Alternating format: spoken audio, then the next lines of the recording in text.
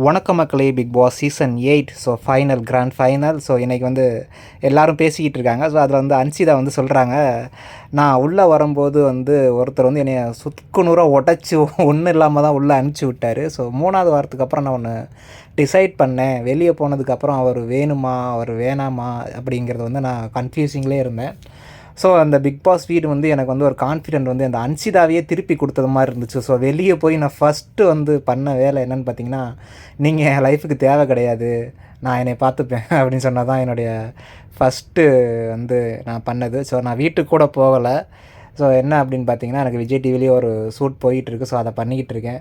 இந்த big pass வந்து எனக்கு வந்து என்னோடய அன்சிதாவை என்கிட்டயே கொடுத்துருக்கு அப்படின்னு வந்து பயங்கரமாக சொன்னாங்க. கேட்கவே கூஸ்பம்பாக இருந்தது. அதுக்கப்புறம் தர்சிகா ஒன்று சொன்னாங்க. என்ன அப்படின்னு பார்த்தீங்கன்னா, எங்கள் அம்மா இப்போ தான் நிம்மதியாகவே தூங்குனேன்டி, நீ ரீஎன்ட்ரி முடிச்சுட்டு வந்ததுக்கப்புறம் தான் நான் நிம்மதியாகவே தூங்குனேன். அப்படின்னு வந்து சொல்லும்போது எனக்கு ரொம்ப சந்தோஷமாக இருந்தது, அப்பாடா அப்படின்னு.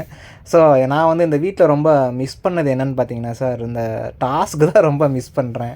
நான் வந்து நிறையா கற்றுக்கிட்டேன் பிக் பாஸில். ஆனால் அந்த பணப்பெட்டியில் அடுக்க போகும்போது என் காலெலாம் துடிக்குது, ஐயோ நானும் இருந்திருக்கலாமோ அப்படின்னு. நிறையா கற்றுக்கிட்டேன். அதில் வந்து எது பண்ணலாம் எது பண்ணக்கூடாது அப்படிங்கிறத வந்து நான் பிக் பாஸ் வீட்டில் இருந்து கற்றுக்கிட்டேன். அந்த நான் மிஸ் பண்ணது ரொம்ப டாஸ்க்கை தான் மிஸ் பண்ணேன் அப்படின்னு வந்து தர்சிகா சொன்னாங்க. பார்க்கலாம், எல்லோரும் பேசிக்கிட்டு இருக்காங்க. தர்ஷா என்ன சொல்கிறாங்க அப்படின்னு பார்த்தீங்கன்னா, நான் ஃபஸ்ட்டு எடுத்தோன்னே வெளியே போய் சாப்பிட்டது வந்து பிரியாணி தான். ஒவ்வொரு கடையாக போய் பிரியாணி எல்லா வெரைட்டியான பிரியாணி சாப்பிட்டுட்டு இருந்தேன் அப்படின்னு வந்து ஒரு ஃபன்னியாக சொல்லிகிட்டு இருக்காங்க. பார்க்கலாம் என்ன நடக்குது அப்படின்னு.